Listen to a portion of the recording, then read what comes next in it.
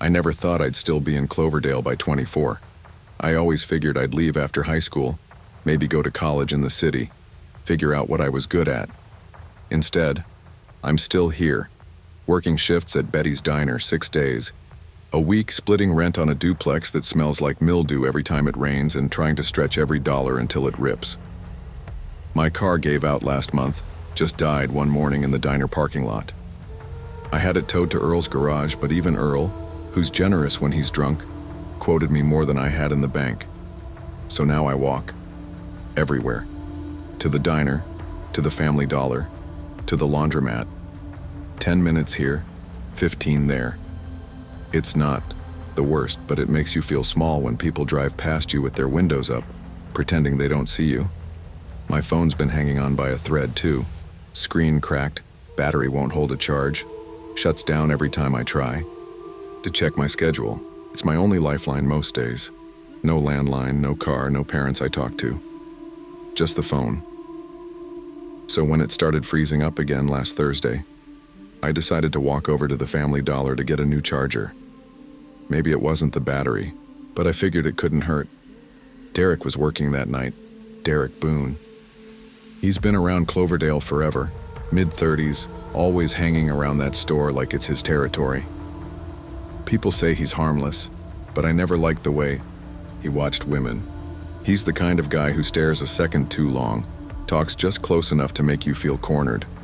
I should have waited until someone else was working, but it was getting late, and I had to be up for the morning shift. I just wanted to buy a charger, that's it. But Derek had other plans. I walked in just before closing. The place was empty except for a teenager browsing makeup and Derek, who was restocking dish soap like he had all the time in the world. "Hey, Lila," he said, grinning like we were old friends. "Heard about your car trouble. Sucks, huh?" I froze mid-step. I hadn't told anyone at Family Dollar about my car. I hadn't even told my boss until the morning after it happened. "Yeah," I said slowly. "It's been a week." He dropped a bottle of soap into the bin and wiped his hands on his pants. "You need a charger, right? I can help." I don't know why I said yes. I think it was just easier than saying no.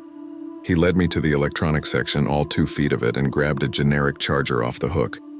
Before I could stop him, he held out his hand. "Let me check your phone. Make sure it's the right one." I hesitated, but handed it over. He turned it over in his palm like he was studying it, then tapped the screen. Swiped again. "You've got a lot of pictures," he said, grinning. "Cute dog. That your place on Elm?" My stomach turned. "Give it back." He held onto it a second too long before finally handing it over. His fingers brushed mine and lingered. I bought the charger without saying another word. The teen was gone. The store felt hollow, like all the noise had been sucked out. I left fast, almost, jogging down the sidewalk back toward my duplex. That night around midnight, I got a text from an unknown number. "You left a receipt. You owe me $125 lol." I stared at the screen, heart thudding. I blocked it. 5 minutes later, a new number. "Pretty sure your diner closes at 9. You walking home alone?" I didn't sleep that night. I just sat in the dark with my pepper spray in one hand and my phone in the other, waiting for the next buzz. I tried to shake it off the next morning. Told myself it was probably some sick joke. Maybe someone at the diner overheard me talking about Derek and thought they were being funny. But then another message came the next day. Different number again. "You look tired. Long shift? Maybe you need company." I hadn't posted anything. I hadn't even left the house besides going to work. That meant someone was watching. I changed my number that night, paid $30 I didn't have, but it didn't matter. The text stopped, but the feeling didn't. Every time I walked home, I scanned the street behind me. At work, I jumped whenever the doorbell chimed. The worst part? I didn't know what to tell anyone. Betty, my boss, already thought I was too jumpy. The last time I brought up a weird customer, she laughed and said, "Honey, half the guys in here are weird. Pour their coffee and move on." So, I did what I always did. I kept going. A few days later, I had to go back to Family Dollar. It was the only place in town to get toothpaste and detergent unless I wanted to walk 30 minutes to the gas station with marked up prices. I waited until a new face was working. Sarah, a high schooler I sort of knew from around town. She barely looked up from her phone. I was in the back aisle comparing generic laundry pods when I heard something. A laugh. Low, close. I turned, and there was Derek, standing at the end of the aisle. Not saying anything, just watching. I didn't wait. I left my basket, walked straight out of the store, and didn't look back. I never felt alone in that store, again. Even when I was. It was a Tuesday night, maybe around 10. I'd just gotten home from work and was heating up leftover mac and cheese when I heard the knock. But it wasn't at the door. It was at the window. I froze. I live in a ground floor, duplex with thin blinds and thinner walls. My porch light flickers like something out of a horror movie. I tiptoed to the living room, careful not to make noise, and peeked through the blinds. Derek, standing there, inches from the glass, his breath fogging the pane. I could see his greasy hair plastered to his forehead, the red of his family dollar, polo faded and dirty. "Lila," he whispered, "you home? Just want to talk." I backed away like he could hear my heart pounding, called 911. The dispatcher told me to stay on the line. I did. 10 minutes felt like an hour. By the time the police arrived, he was gone. But they found his boot prints in the dirt under the window. A half-empty can of Monster on my porch step. The cops didn't sound alarmed. One of them actually chuckled and said, "Probably just wanted to ask you out. Bit intense, sure, but maybe he's just lonely." They didn't even take a full report. I wanted to scream. But in Cloverdale, that's how it is. People like Derek, they don't do harm, they just cross lines. Girls like me, we're told to be careful, like it's on us. Derek was fired a week later. Word got around that a few other women had complained. One of the high school cashiers said he'd been writing down their work hours. Another said he followed her home in his truck once. The cops searched his car, found a notebook with names, schedules, and addresses. Mine was circled in red. That should have been the end, but it wasn't. My landlord said I was bringing trouble to the building. Betty cut my hours at the diner. Too much drama, she said. Customers get nervous. So I moved. Spent my last $400 on a deposit for a room above the hardware store on the edge of town. It smells like sawdust and regret, but the locks work. I bought pepper spray, deleted social media, got a flip phone, but Family Dollar is still the only store in town. And Cloverdale's the kind of place where shadows stretch longer than they should, especially in the aisles, under the flickering lights, where the past waits like it never left. And sometimes I still get texts from numbers I don't recognize. I don't block them anymore, I just don't answer.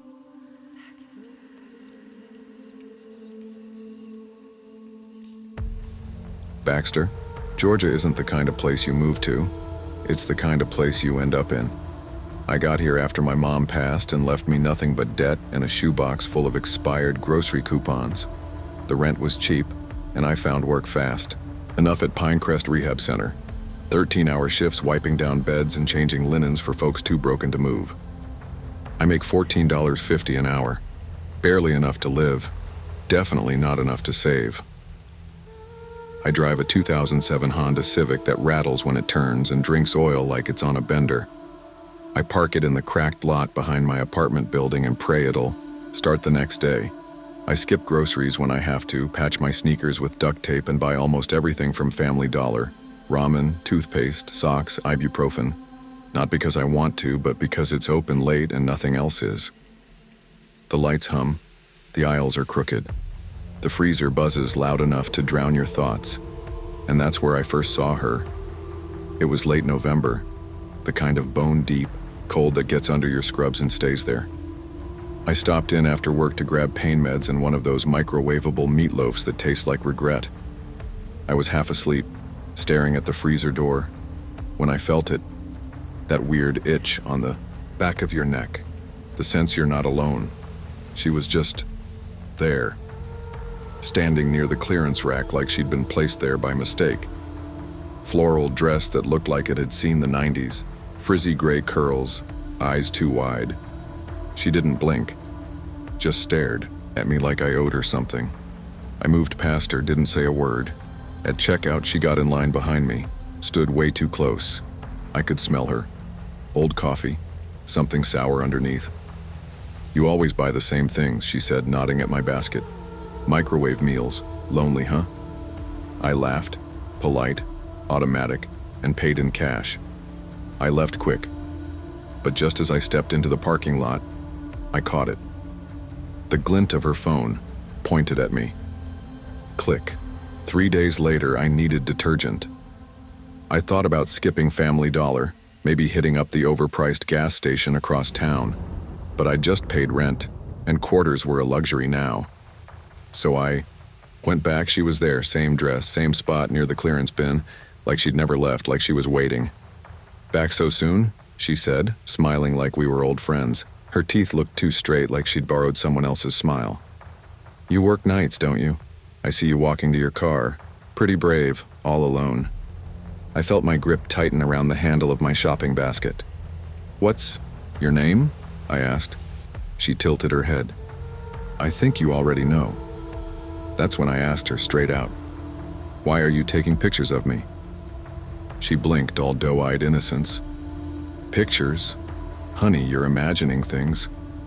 When I checked out, I asked the cashier, some kid with pink hair and half-lidded eyes, if the woman worked there. Nah, they said. She's just around. I asked if anyone had ever complained. They shrugged. She don't steal. Just weird. Just weird. That's what people say when they want to ignore something uncomfortable. Just weird. Just lonely.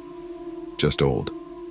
But when I got home and checked my social media, I noticed something new. A follower with no profile picture, no posts. Just a blank name and an account created this week. Still, no one believed me when I told them at work. My friend Chandra rolled her eyes and said, Creepy? Sure. But what's she gonna do? Smile you to death? I laughed with her. But later, on my lunch break, I checked the parking lot from the break room window, just in case. That night I dreamed I was in the freezer aisle again, except the lights were off and I couldn't move.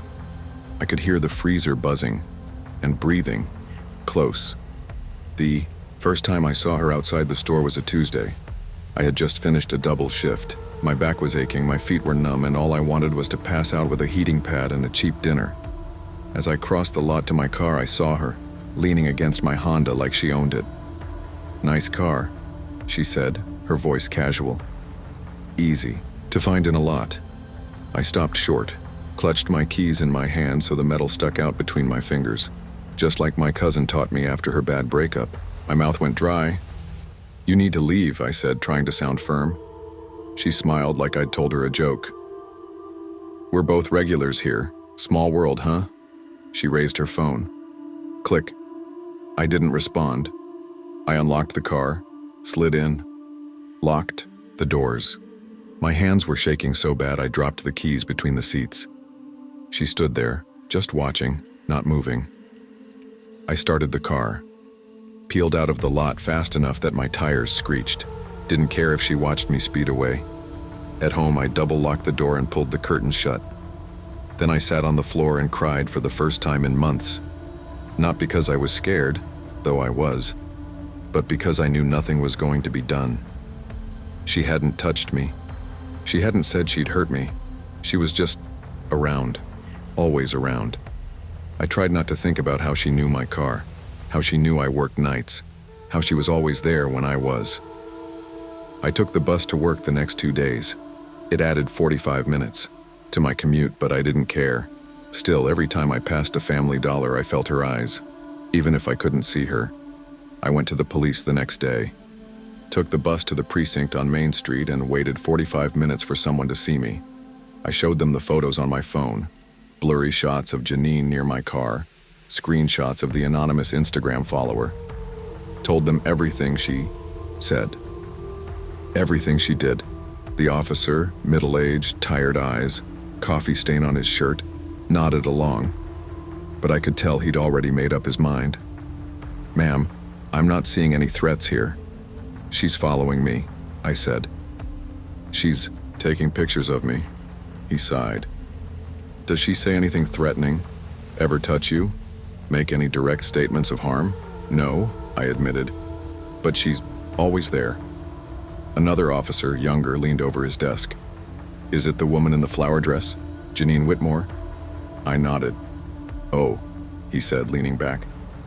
Yeah, she's harmless. Lost her son, years ago. Mental health issues, probably. Just watches people now. That made it worse. She was grieving, maybe broken, but I wasn't a replacement. I wasn't a thing to observe. I was a person. A person scared to go buy shampoo. Unless she commits a crime, the first officer said, there's not much we can do, but we'll keep your report on file. I left with a copy of the report and a heavier chest. That night I took the long way home, checked my rearview mirror the whole time, and the worst part? A small ugly voice in my head whispered, what if no one ever believes you until it's too late? Now I avoid Family Dollar. I drive 10 extra minutes to the overpriced CVS on the edge of town. I wear my hair up and switch my shifts when I can.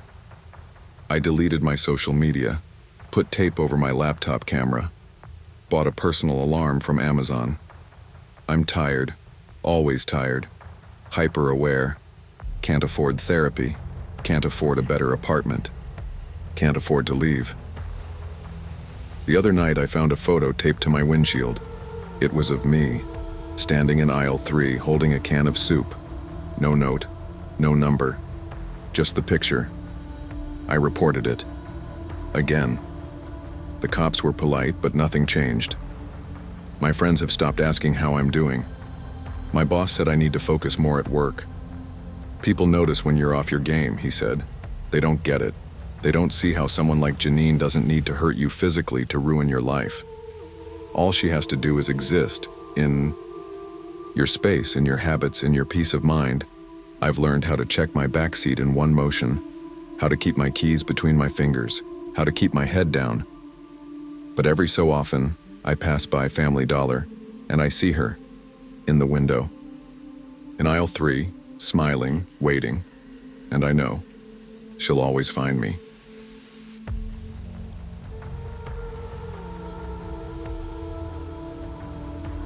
I've never been one for long drives, but when you're broke and chasing a job that might finally stop the collection calls, you'll put up with sore legs and static radio. I was headed from Biloxi to Shreveport to work on a busted refrigeration unit for a seafood company. Under the table kind of work, but better than starving.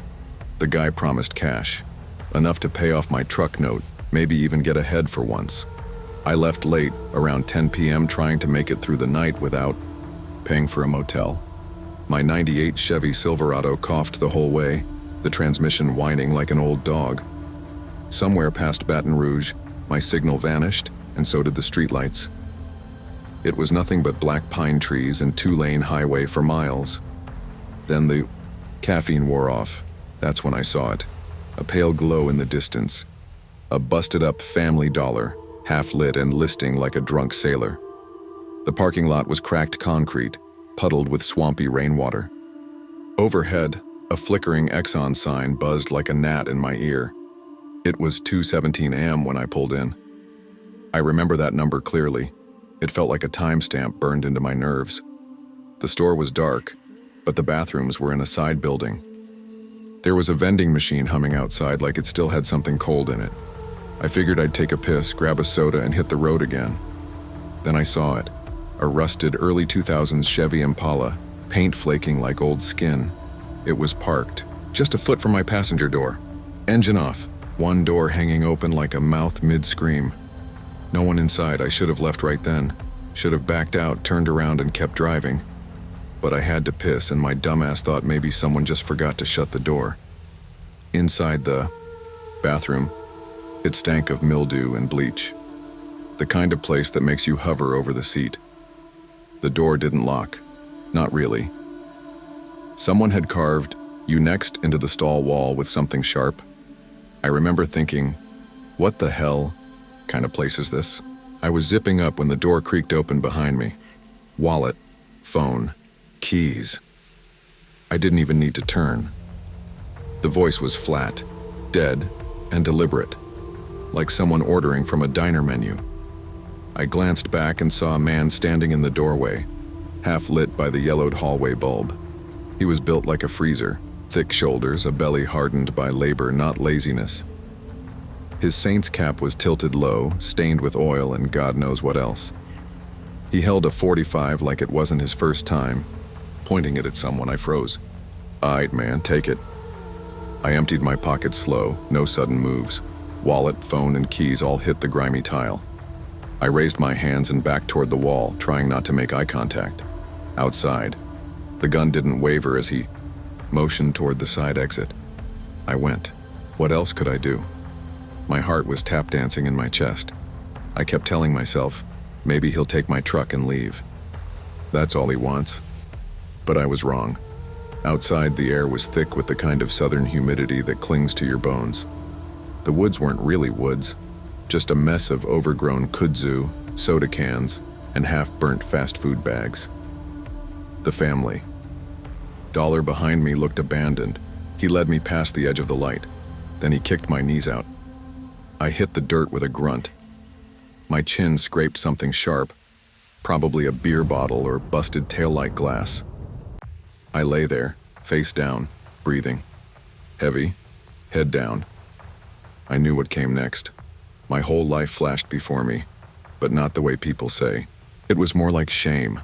All the calls I ignored, the jobs I didn't take, the arguments I started for no reason. My mom's voice from years ago saying, "You keep pushing your luck, Jesse. One day it's gonna push back." I braced myself. I expected pain. Instead, I heard it. Bang, bang, bang. I didn't die. I remember that first breath after the shots. Shallow, shaky. My ears rang like fire alarms. My cheek was pressed to the ground and I was sweating so hard it felt like I pissed myself. Then the bastard laughed, this guttural, mucus-filled smoker's chuckle that chilled me worse than the gun. "Bet you shit yourself, huh?" He tossed my keys into the dirt beside me. Not my wallet, not my phone. Those were gone. The keys clinked against a rock and landed just out of reach. "Go home, dumbass." He walked off, slow and loud, boots crunching through garbage. I didn't lift my head until I heard his car engine. The Impala peeled out, tires skidding on oil-stained pavement. I watched the taillights disappear down Highway 71 like a pair of angry eyes. For a minute, I just sat there. I couldn't get up, couldn't move. I was too wired on adrenaline, too damn scared to believe it was over. When I finally stood, my legs buckled like I'd run a marathon. I grabbed my keys with shaky hands and made it back to the truck. Climbed in. Locked every damn door. I didn't drive. Not at first. I just sat in the dark cab, parked under that busted Exxon sign, trying to breathe. When I finally turned the ignition, the engine sputtered to life like it was scared too. I didn't go to Shreveport. Didn't even try to call the guy about the job. With no phone and $40 lighter, I didn't have options. I drove until I found a church lot, First Baptist of Redwater. A light was on over the door and something about it felt safe. I parked under it, grabbed a tire iron from behind my seat and fell asleep with it in my lap. Every time a car passed, I woke up ready to swing. The next morning, I tried the cops. Redwater PD was 2 desks, a coffee pot, and a dude named Deputy, Harlan, who looked like he'd rather be fishing. I told him everything about the bathroom, the Impala, the shots, the gunman. He didn't even take out a notepad. "You got off easy," he muttered, packing chewing tobacco into his cheek. "Last guy they found back there wasn't laughing. That was it. No report, no interest, no follow-up. Just a shrug and a suggestion I stop parking in sketchy places." I drove off feeling more invisible than before. Made it halfway to Shreveport before the truck gave up, dead on the shoulder, smoke curling from under the hood. I sat in the cab for an hour before a tow truck stopped. Guy charged me $100 just to tell me the radiator was cracked and the engine block was toast. Couldn't pay, couldn't call anyone. I walked 5 miles to a Greyhound station and begged them to let me use a landline. Called my girl, Sarah. Told her what happened. She didn't even ask if I was okay. "Jesse, you attract drama. I can't keep doing this." Click. I ended up sleeping behind a Waffle House that night. Woke up to some line cook kicking my boot and telling me to move along. Bought a coffee with the last few bucks in my back pocket. Stared at my reflection in the dirty window and didn't recognize the guy looking back. Bruised. Broke. Alone. That's when I realized the scariest part wasn't the gun or the Impala or the near death in the dirt. It was how easy it all slipped away. Months have passed, but the fear stays. I can't walk into a Family Dollar anymore, not even in broad daylight. Something about those flickering lights and empty aisles makes my skin crawl. Every time I see a car idling too long outside, my hands go sweaty and I start looking for exits. I moved in with my cousin for a while, tried to get back on my feet, picked up a job at a garage in Monroe, but I don't drive far anymore. No more highways after dark. No more roadside stops, and I never told anyone about the license plate on that Impala. Because I saw it, clear as day, but I knew it was fake, and I knew that if I reported it, it wouldn't matter. Guys like him, they've done this before. They'll do it again. And the people around here, they'll keep saying, "You got off easy." Maybe I did, but easy ain't the same as safe. And that last stop at Family Dollar, it's the kind you don't come back from all the way. Not really.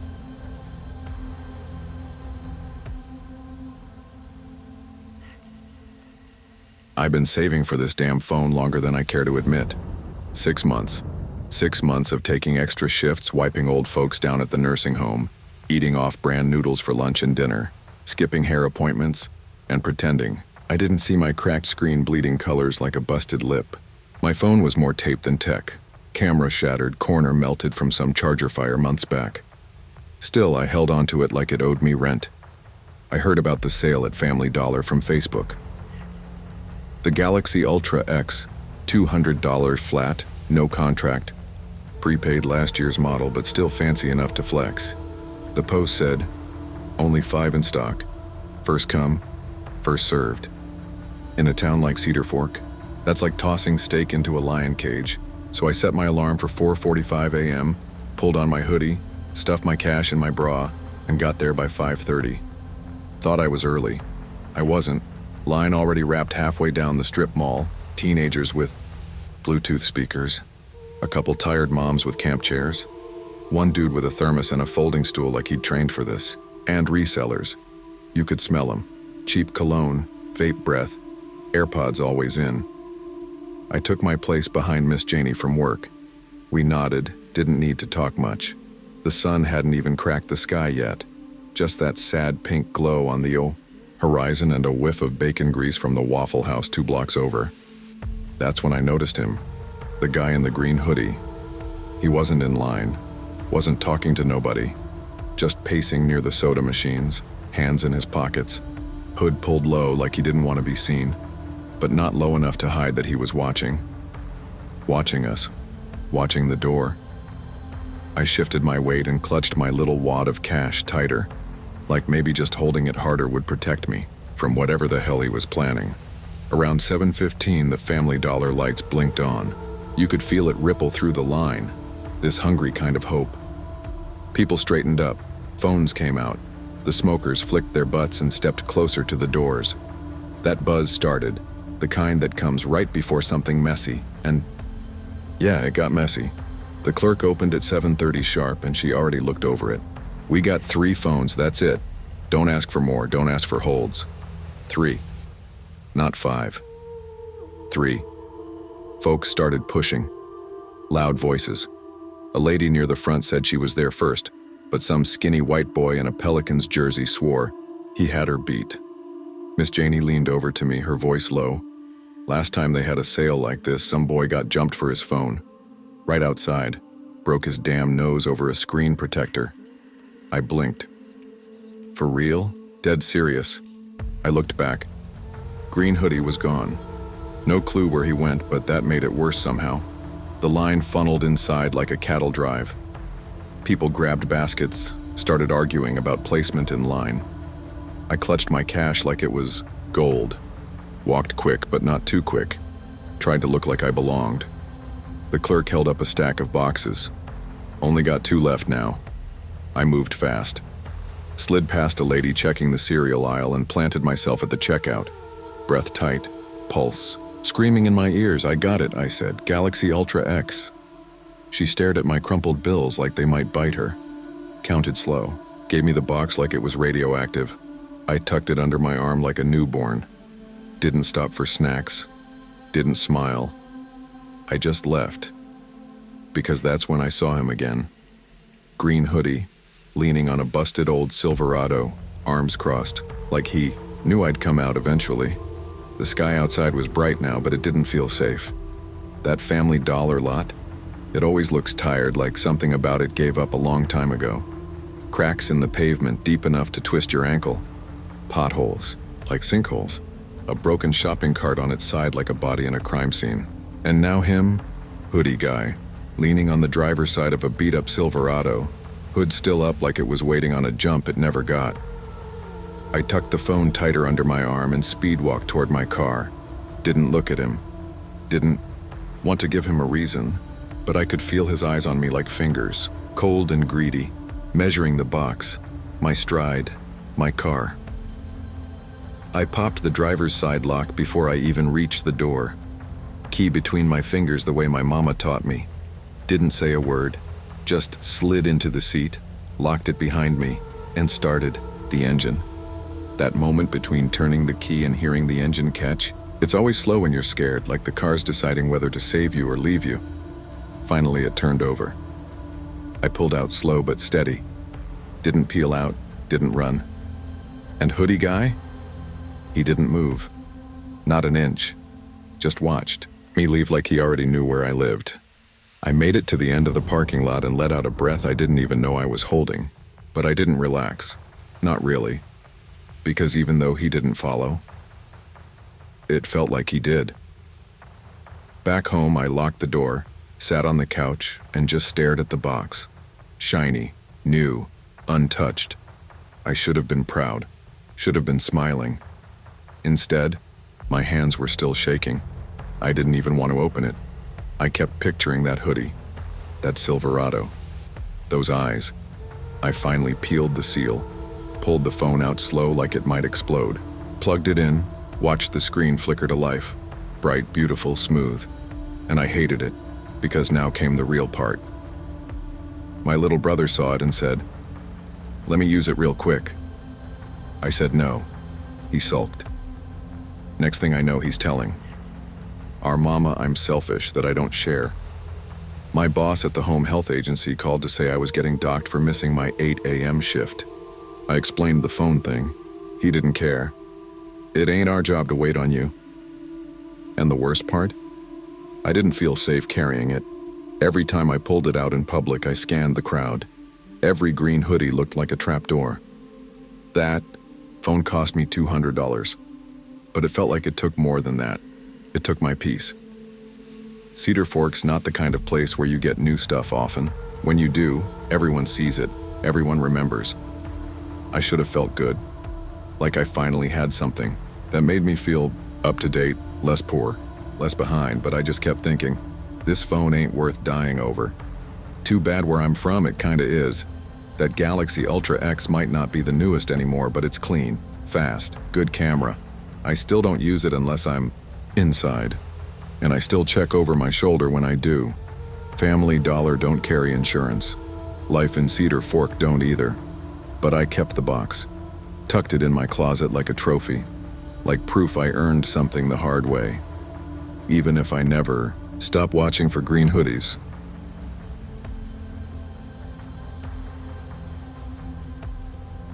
I took the night shift at Family Dollar because it was the only place still hiring in Redemption, Alabama. Place runs 24/7, but nobody wants the 11 p.m. to 7 a.m. slot. I didn't either, but when your daddy leaves behind hospital bills and you're 8 months clean from pills, you don't ask for daylight. The store sits off Route 9 next to a gas station that's always closed when it says it's open. The AC barely works, the lights hum loud enough to give you a headache, and the floors stay sticky no matter how often we mop. But it's a job. Trey worked stock, 19, barely out of high school, always talking about how he'd moved to Mobile or Houston once his baby came. Said he didn't want to raise his kid here. LaShonda ran register. Been there 6 years. Had 2 kids and a stare that could freeze you. But she had a soft spot. Slipped coloring books into bags when she thought nobody saw. Said kids need something. That ain't a screen. Halloween night started slow. Two teenagers came in dressed like zombies, grabbed a bag of off-brand candy. A trucker picked up chips and an energy drink. I was in the back aisle lining up cans of soup when the door chimed. I didn't see his face, just the hoodie and the way he moved. Like he knew what he was there to do. He didn't say a word. Just raised the gun and shot LaShonda. Right at the register, no warning, no yelling. Trey shouted, tried to jump the counter, took the second shot right in the chest. I froze. All I could hear was the buzzing lights, the ringing in my ears, the wet sound of someone gasping. I dropped behind the counter, heart thudding so loud it felt like it had burst. I didn't move, didn't breathe, just laid there next to a box of scratch-off tickets and expired beef jerky. Then silence. Then the bell over the door. When I finally stood up, he was gone. Just disappeared into the dark. LaShonda was barely breathing. Trey wasn't. The cops showed up quick, but it didn't help. Cameras hadn't worked since July. No one stuck around. The teenagers ran. The trucker was halfway down the highway by then. No witnesses, no license plates, no answers. LaShonda died in the ambulance. I heard one of the EMTs say it like he was reading the weather. Time of death, 12:36 a.m. 2 days later, there was a now hiring sign in the window. Trey's girl screamed at me at the funeral. "You just stood there. You let him die." I didn't have anything to say. What was I supposed to do? I didn't have a gun. Didn't even have a flashlight. LaShonda's kids didn't talk. Just sat there in 2 big dress shoes and church clothes that didn't fit. The town talked, like it always does. Some said it was a robbery gone wrong. Others said I was in on it because of my past. One guy at church asked me if I owed someone money. I stopped going after that. I started writing in a little notebook I keep under my seat. Not poetry or nothing like that. Just facts. What I remember, things no one asked me about. Like how LaShonda told me that night her daughter wanted to be a nurse. How Trey joked that he'd name his kid Jamal after some NBA player. Or how the shooter smelled like motor oil and cheap cologne. Nobody asked about those things. Maybe they don't matter, but I write them anyway. Sometimes I sleep in my car outside of town. Can't always stand the quiet in my apartment. Every time the door chimes at work now, my hand goes to my pocket. Got a box cutter on me at all times. Ain't much, but it's something. They kept the store open. Of course they did. People gotta buy toilet paper and knock off cereal even. If blood got scrubbed off the tile in aisle 3, I'm still working. Can't quit. Bills don't stop just 'cause your friends die. The new cashier is some guy from over in Cottonwood. Doesn't talk much. Every hoodie makes me flinch now. Every loud noise puts me on edge. I told my mom I was fine. She nodded like she didn't believe me, but we don't talk about that stuff. Not here. I don't know who he was. Maybe I never will. Maybe he's just another ghost on the highway. But I think about him every night. And I think about Trey and LaShonda, and how the world keeps spinning, even when it probably shouldn't.